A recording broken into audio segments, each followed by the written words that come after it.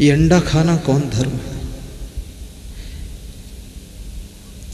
हिंदू कहते हैं कण कण में राम है, मुसलमान कहता है जर्रे जर्रे में खुदा है। कण कण में राम है तो क्या अंडा मुर्गा बकरा में राम नहीं है? तो बहुत बड़ा कण है, उसमें तो बड़ा राम बैठा है। तो अंडा मुर्गा बकरा खाओगे तो राम मर जाएगा ना? कैसे कह रहे हो कण कण में राम है? और मुसलमान कहते जर्रे जर्रे में खुदा है, तो क्या भैंसा भैंस और गाय में खुदा नहीं है? ये खुदा से जुदा है, इसमें तो बहुत बड़ा खुदा खोद के बैठा है अंदर। कैसे तुम मार कर खा रहे हो? फिर कहते हो इस्लाम धर्म है। अगर मांस खाना धर्म है, मछली खाना धर्म है, अंडा खाना धर्म है, मुर्गा खाना धर्म है, बकरा मार कर खाना धर्म है, गाय भैंसा खाना धर्म है, याद रखना भाइयों बहनों, तो अधर्म किसको कहोगे? अधर्म किसको कहोगे? फिर क्या शाकाहारी रोटी दाल चावल करना अधर्म है? ये खाना धर्म। धर्म के नाम पर भी अधर्म करने वाले लोग माया की नींद में सोए हैं, उनको जागना पड़ेगा। धर्म क्या है ये पता ही नहीं है। कितने लोग देवी देवताओं के नाम पर दारू चढ़ाते हैं। मैंने देखा एक पीपल के पेड़ की जड़ में आदमी दारू डाल रहा था, मैं वहीं बैठा था। तो मैंने कहा क्या है? बोले दारू। मैंने कहा क्यों? बोले मन्नत किया था, मनोकामना पूरी हो गई, एक बोतल दारू भेंट कर रहा चढ़ा। तो तुमने कहा कौन देवता है? बोले ब्रह्म बाबा, इनको दारू पिला देता हूँ, पीपल पेड़ पर रहते। मैंने कहा देवी देवता भी दारू पीते हैं? बोले खूब पीते हैं, तुमको क्या पता? कितना अपराध हो रहा है। तो संत सेनापति बना, युद्ध का बिगुल बज गया,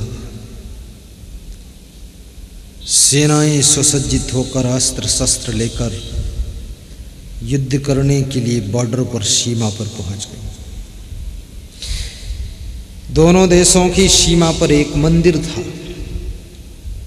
उस संत फकीर ने कहा 5 मिनट का समय दीजिए, 5 मिनट के बाद युद्ध कीजिए।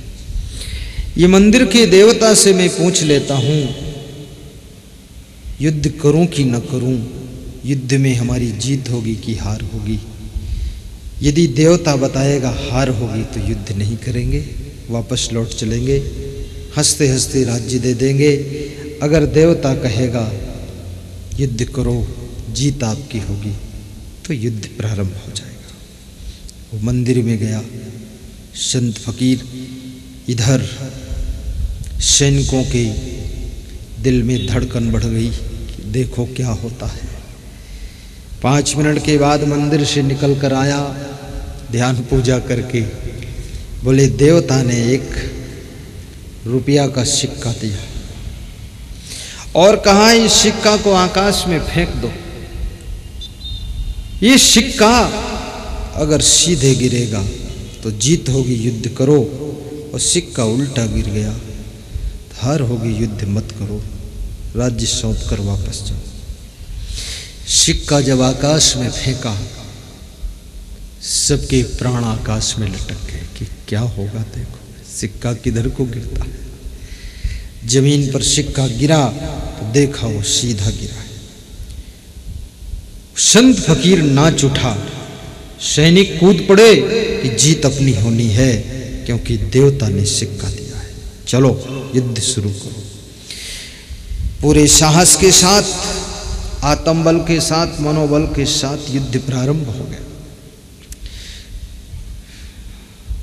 10 दिन युद्ध हुआ, छोटे राजा की जीत हो गई, बड़ा राजा हार कर वापस चला गया। संत फकीर जो सेनापति था उसकी वाह वाह होने लगी कि धन्य हो प्रभु। संत ने कहा धन्यवाद, अभी मत दो, थोड़ा और चलो। मंदिर के पास जब वापस लौटे तो सैनिकों ने कहा, मंदिर के देवता को धन्यवाद दे दो, इसकी कृपा से ही ये जीत हुई है। तो उस संत ने सोचा अब सत्य के रहस्य को खोलना चाहिए। उसने कहा, सच कहूं, जेब से सिक्का निकाला और सबको दिखाया। कहा, ये सिक्का स्पेशल मैंने बनवाया है, ये दोनों तरफ सीधा है, उल्टा है ही नहीं, किसी तरफ गिरे सीधा ही रहता है। अब मुझे धन्यवाद दोगे कि सिक्के को धन्यवाद दोगे कि देवता को धन्यवाद दोगे? सैनिक आश्चर्य में पड़ गए। सेनापति संत ने कहा, जीत तुम्हारी यदि हुई है, ये सीधा सिक्का गिरा, तुमने देखा, तुम्हारा मनोबल बढ़ा, आत्मबल बढ़ा, आत्मबल पैदा होने से तुम्हारी विजय हुई है। इसलिए याद रखना, जिस आदमी के पास में आत्मबल है, ताकत कम है, फिर भी उसको सफलता मिलती है, और जिसके पास आत्मबल नहीं है उसकी हार होती है। स्कूल में परीक्षा हो तो विद्यार्थी को आत्मबल रखना चाहिए। आज राजस्थान से एक फोन आया, कपिल साहू के पुत्र बोले, आज एग्जाम है गुरुदेव, IIT परीक्षा देने जा रहा हूं, आशीर्वाद ले लेता हूं। मैंने उसको आत्मबल बढ़ाने वाले शब्द बोले। आत्मबल बहुत बड़ा बल है। छोटी सी बात, अर्जुन के पास में वह ताकत नहीं थी। कौरवों के दल में बड़े बड़े महारथियों से युद्ध करता, लेकिन साथ में जो कृष्ण भगवान हैं, युद्ध तो नहीं कर रहे हैं, लेकिन अर्जुन के दिल को शुद्ध कर रहे हैं, और अर्जुन को ऐसी ऐसी ज्ञान की बात सुनाते हैं जिससे अर्जुन का आत्मबल बढ़ रहा है। कभी कभी तुम अपने पति का आत्मबल बढ़ाना, आत्मबल बढ़ाने वाले शब्द भी कह देना। कितनी स्त्रियां अपने पतियों को देख करके बहुत खुश होती है। मैंने देखा एक पति गा रहा था तो बहुत स्त्रियां सुन रही थी, मैं भी सुन रहा था और पुरुष भी सुन रहे थे। तो जो उसकी पत्नी थी वो ज़्यादा हंस करके सुन रही थी। तो मैंने उससे पूछा, तुम ज़्यादा हंस के सुनती हो बहन जी, क्या बात है? बोले, हम इसलिए हंस के सुनती हैं ताकि मेरे पति को लगे कि मेरी पत्नी अगर खुश है तो समझ लो हमने बाजी मार दिया, तो और अच्छा गाएगा, इसलिए हम हंस हंस के सुन रहे, गाने में 1 नंबर आ जाए। किसी की बात को तुम खुश होकर सुनो तो बात सुनाने का मनोबल बढ़ता है। किसी की बात को तुम मुंडी नीचे करके सुनो, आंखें मूंद कर सुनो, मुंह ऐंठ कर सुनो, इधर उधर देख कर सुनो, तो सुनाने वाले का मनोबल टूट जाता है। सोचता है मेरी बात में या तो दम नहीं है या सुनने वालों को जरूरत नहीं है, फिर नहीं सुनाता। इसलिए श्रोता भी अच्छा होना चाहिए। कैसा होना चाहिए श्रोता? तुम्हारे जैसा होना चाहिए। तुम ठीक हो श्रोता, क्योंकि थोड़ा थोड़ा मुस्कुराते भी हो, थोड़ा थोड़ा हंसते भी हो, थोड़ा थोड़ा ताली भी बजाते हैं, सोते नहीं हो, ये कोई कम मनोबल बढ़ाने की बात है। कितनी जगहों पर तो श्रोता सो जाता है, और सो जाए वहां तक कोई बात नहीं, खुर्राटे भी मारता है, खुर्र नाक बजाता है ऐसे जैसे स्कूटर जा रहा है।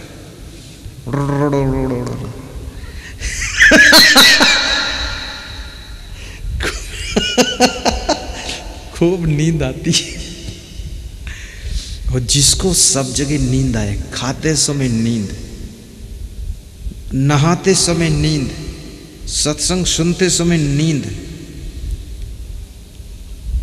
बिस्तर पर नींद ना आए, बाकी सब जगह नींद ना आए तो समझ लो दुर्भाग्यशाली आत्मा है। जिसको बहुत नींद आती है, हर समय नींद, गाड़ी में बैठा तो नींद, सड़क किनारे खड़ा है तो नींद। कितने लोग आंख बंद की हुई साइकिल चलाते हैं, सोते रहते, चलाते रहते, थोड़ी दूर के बाद फिर खोल लेते हैं आंखें, देख लेते कितनी दूर तक ठीक है, उस आइडिया से फिर सोते।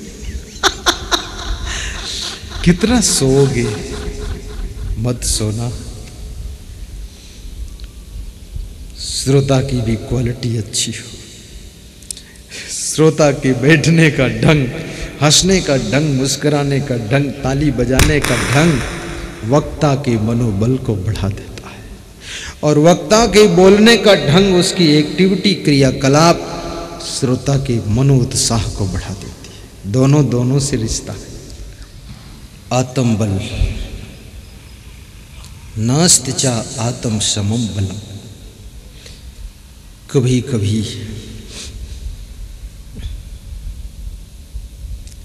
अपनी पत्नी के कार्यों की प्रशंसा करना और उसका आत्मबल बढ़ा देना। कभी आपका बेटा अच्छे नंबर लाए, गुणगान करना, बेटी को आत्मबल बढ़ाने वाले शब्द बोलना कि बेटी मैं मेरा नाम तो नहीं कर पाया, लेकिन मुझे पूर्ण विश्वास है कि तू मेरा नाम भी करेगी। आत्मबल बढ़ा दो। आज मेरे गुरुदेव से मेरी बात हुई तो मेरे गुरु कह रहे थे, मैंने कहा दर्शन करने के लिए आने वाला हूँ। बोले कोई और काम हो तो आओ, दर्शन के लिए आप मत आओ। तो हमने कहा और तो कोई काम नहीं। बोले तो जो कर रहे हो प्रवचन वो करो, यहाँ दर्शन तो मोबाइल से बात कर लेते हो, आशीर्वाद है। मैंने कहा आपके पास देखने की इच्छा, बैठने की इच्छा है। बोले तो फोटो देख लिया करो। ये मेरे गुरु के शब्द हैं। मैंने कहा फोटो से बात तो नहीं हो सकती। बोले बात मोबाइल में कर लिया करो। गुरु हमारे तार्किक भी अच्छे। तो मैंने कहा नहीं आऊँगा, आपको निमंत्रण देने आना है सिंहस्थ कुंभ का। बोले ऐसे मोबाइल में बोल दो, हम निमंत्रण स्वीकार कर लेंगे, तुम्हारे आने में भी 20,000 का खर्चा होगा। तो मैंने कहा कोई बात नहीं करते। तो उन्होंने कहा जो तुम काम कर रहे हो वो मैं भी नहीं कर पाया हूँ, इसलिए मेरा पूरा आशीर्वाद है। तुम प्रवचन करो, लोगों का कल्याण करो, हम खुश हैं। यहाँ मिलने के लिए टाइम बर्बाद मत करो। ऐसा गुरु ने बताया। आत्मबल भर दिया। मेरे गुरु की इच्छा रहती है साल में 2-4 दिन के लिए आ जाओ, बाकी खूब सत्संग करने के लिए पूरी दुनिया में चले जाओ। जब मैं महीना भर वहाँ रह जाता हूँ तो पूछते हैं कब जाओगे, कहाँ प्रोग्राम लगे, और खुश होते हैं। शिष्य की सेवा ऐसी हो, शिष्य के शब्द, शिष्य का व्यवहार बर्ताव, साधना गुरु के आत्मबल को बढ़ाए। अगर शिष्य बार बार गलती करता है, गड़बड़ करता है, तो गुरु का मनोबल कमजोर होगा कि शिष्य सब नालायक है, क्या होगा। अगर बेटे और बेटियां बहुत गलतियां करते हैं तो माँ बाप का मनोबल टूट जाता है। दिन रात इतनी मेहनत किया लेकिन इन लोगों ने सब मिट्टी मिला दिया। इसलिए गलती मत करना, संभालो। बहू से मैं कहूँगा, बहुओं याद रखना, सास ससुर ने तुमको कुछ दिया हो या न दिया हो, धन कम दिया है, मकान बहुत बड़ा नहीं दिया है, जमीन नहीं दिया, दुकान नहीं दिया, गाड़ी नहीं दिया, साड़ी नहीं दिया, लेकिन याद रखना तुमको अपना जवान बेटा दे दिया है जो बिना वेतन की जिंदगी भर तुम्हारी सिक्योरिटी करेगा। ये मामूली चीज नहीं, बहुत बड़ी चीज दिया है। इसलिए सास ससुर के सुबह सुबह उठकर पैर छूना कि धन्य हो। अगर 10,000 रुपये देती तो कल खर्च हो जाते, अपना बेटा ही दे दिया, बिना वेतन के मेरी चिंता में लगा रहता है, साइकिल खुद चलाता है, पीछे हमें बिठा कर ले जाता है और खूब स्पीड से चलाता है और कहता है आराम से बैठो मैं चला दूंगा। खेत में काम खूब करता है, हमको अच्छे कपड़े पहनाकर मेकअप करने के लिए ब्यूटी पार्लर भेजता है, जाओ सुंदर बन के आओ, और खुद खेत में बंदर बनकर आता है। इतनी मेहनत करता है, दुकान पर बैठा रहता है, दिन भर बैठे बैठे स्वास्थ्य भी खराब होता है। नौकरी करता है, पुलिस विभाग में है तो जहाँ ड्यूटी लग गई, सड़क किनारे कोई मंत्री आ रहे चौराहे पर डंडा लेकर खड़े हैं, धूप लग रही, धूल लग रही, तूफान आ रहे, वेतन मिलता है, सबसे कम वेतन पुलिस वालों का है। जबकि मैं कहूँ कि सबसे ज़्यादा जोखिम उनको है, 24 घंटे ड्यूटी उनकी है। किसी पुलिस सिपाही का वेतन 30,000 से कम नहीं होना चाहिए, जान जोखिम लेकर घूम रहे।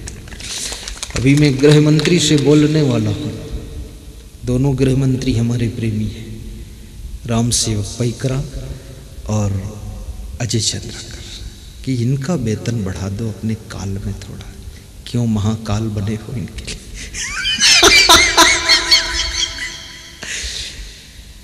ये जो कपड़े पहनाते हो इनमें हवा भी नहीं लगती, इनकी खाकी ड्रेस में सब तंग हो जाते। उत्तर प्रदेश में एक पुलिस सिक्योरिटी मेरे साथ थे तो कह रहे थे ये बोरा लाते हो क्या करूं, इसको बोरा बताते थे ड्रेस को। बोले इतना मोटा है इसमें हवा भी नहीं घुसती, कष्ट है। लेकिन इतना कष्ट सह करके तुम्हारा पति सर्विस करके पैसे लाकर तुम्हें देता है, अपनी माँ को बाद को देखता है, तुमको पहले ध्यान देता है। एक बहू अपनी सासू से कह रही थी लो मेरे बेटे को संभालो, इसको 6 महीने का बच्चा था। तो सासू ने कहा मैं बूढ़ी हूँ, मैं थोड़ा रेस्ट करूँगी, मैं किसी का बेटा नहीं संभालूंगी। तो बहू ने बड़ा अच्छा जवाब दिया, उसने कहा हम आपका जवान बेटा संभालती हैं तो तुम हमारा छोटा बेटा क्या नहीं संभालोगी, इसको संभालो। ये भी याद रखना, हर सासू अपने बहू के बच्चे को संभाले, क्योंकि याद रखना तुम्हारे जवान बेटे को तुम्हारी बहू संभालती है। कितनी स्त्रियां अगर पतियों को न संभालती तो इन पतियों का न जाने कितना पतन होता है, इनको कौन कंट्रोल करता है। ये जितने पति हैं होशियार होशियार, ये सब घर में बहुत डांटे जाते हैं, समझाए जाते हैं, तब ये सुधर के आते हैं। और कोई पत्नी यदि अपने पति को थोड़ा डांटती है, बुरा मत मानना। तुलसीदास की पत्नी रत्नावली ने अपने पति को डांटा था, तभी तुलसीदास को ज्ञान हुआ था और इतने महान बने थे। डांटने वाला तुमको महान बनाना चाहता इसलिए डांटता है, अन्यथा डांटने की कोई जरूरत ही नहीं। इसका अर्थ ये भी नहीं कि आज से सभी पत्नियां अपने पतियों को खूब डांटे कि तुम महान बनो, जितना डांटो। महान तो ज़्यादा नहीं बनेंगे, भाग जाएंगे घर से, इसलिए बहुत मत डांटना, थोड़ा संभालना भी। तो कभी कभी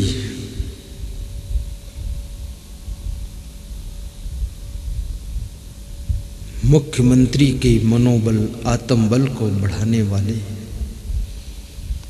संदेश अखबार में छापा, धन्यवाद दे दो। कभी कभी आपके घर में जो काम करने वाली महिला आती है उसको भी मनोबल बढ़ा देना, कभी उसको भी अच्छा खिला देना। अपने माँ बाप के मनोबल को भी बढ़ाओ। मुझे याद है कि मेरे आश्रम के संचालक पूज्य श्री गुरुमन देव जी, उन्होंने जितना मेरा मनोबल बढ़ाया है उसी से मैं आगे बढ़ा। जब मैं प्रवचन करता था तो बहुत मुस्कुरा कर वो सुनते थे, हंसते रहते थे, जबकि उनके चरण में छूता था और मुझे समझाते सिखाते थे, फिर भी ऐसे सुनते थे लगता था रस बरस रहा है। तो मैंने कहा क्या बात है? बोले बात एक ही है, धीरे धीरे तुम्हारी रुचि बढ़ जाए, सत्संग करने लग जाओ। इसलिए मैं बहुत ध्यान से सुनता हूँ, मुस्कुरा कर सुनता हूँ, हंस कर सुनता हूँ, ताकि तुमको लगे हम बहुत अच्छा सुनाते हैं। और धीरे धीरे प्रैक्टिस हो जाएगी तो तुम एक दिन विश्व को सत्संग सुना दोगे। ये जो आज प्रवचन करने लायक में बना, ये पूज्य श्री गुरुमन देव की कृपा है। अभी है वो आश्रम में हमारे, बहुत ध्यान दिया। धन तो नहीं दे पाए लेकिन ध्यान दिया है। याद रखना, तुम्हें कोई धन न दे परवाह मत करना, पर तुम्हारे जीवन का ध्यान दे तो समझो धन से ज्यादा कुछ दे दिया है। जिंदगी का ध्यान रखना।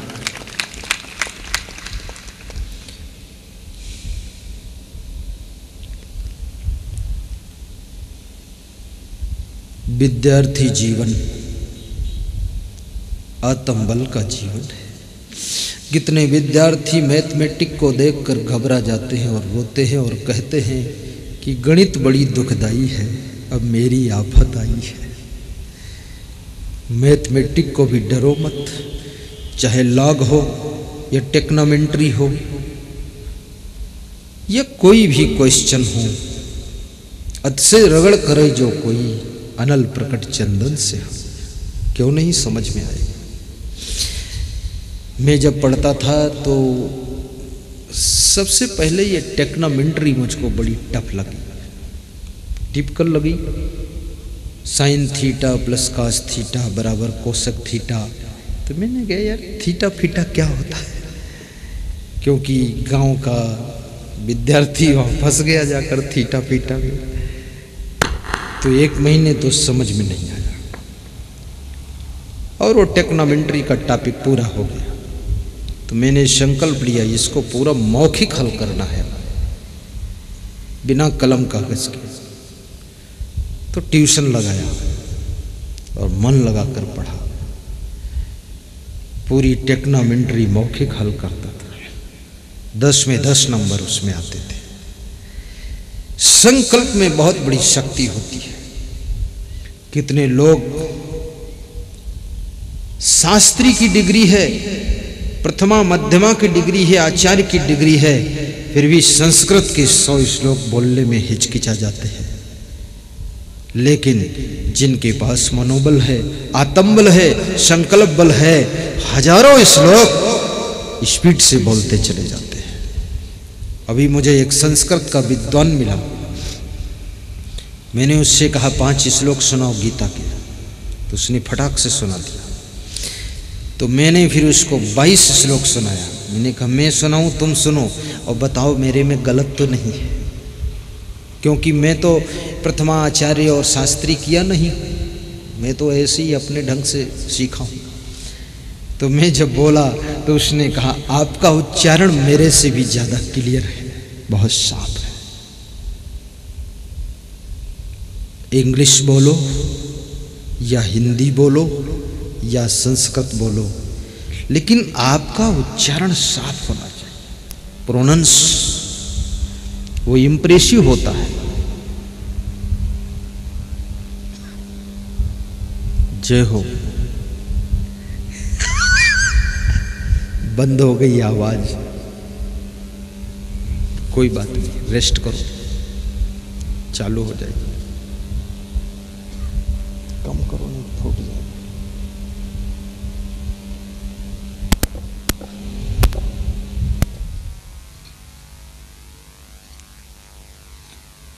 वाह वाह वाह वाह वाह, साहिब साहिब साहिब साहिब, गाओ।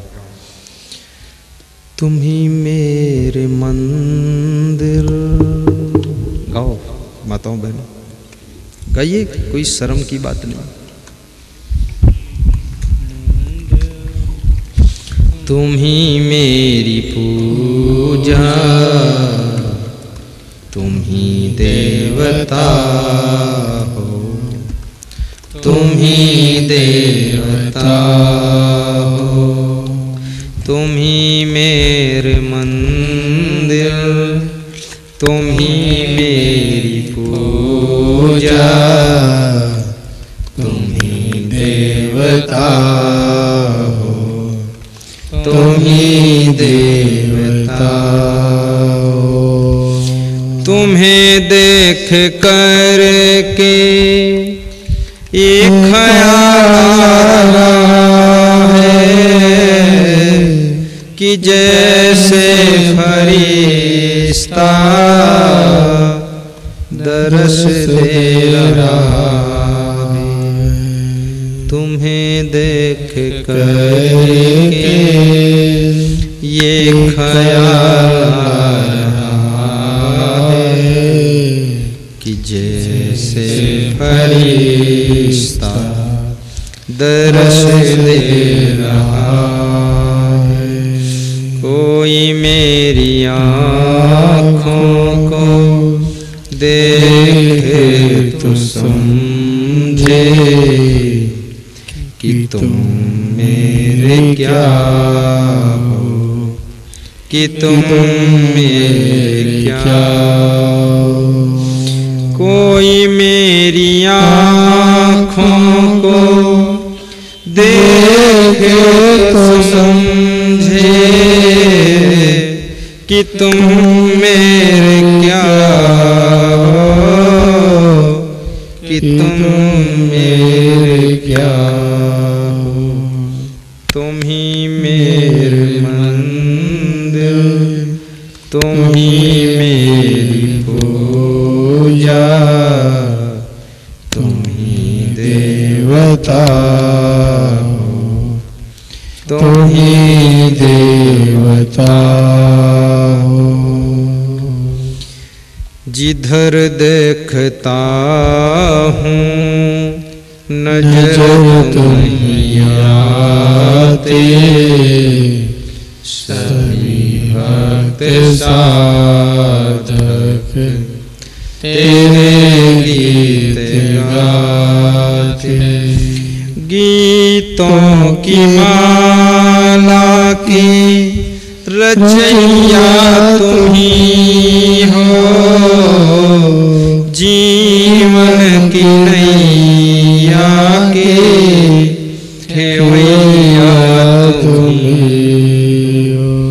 तुम ही मेरे मंदिर, तुम ही मेरी पूजा, तुम ही देवता हो, तुम ही देवता हो। बोलिए सद्गुरु कबीर साहिब की जय।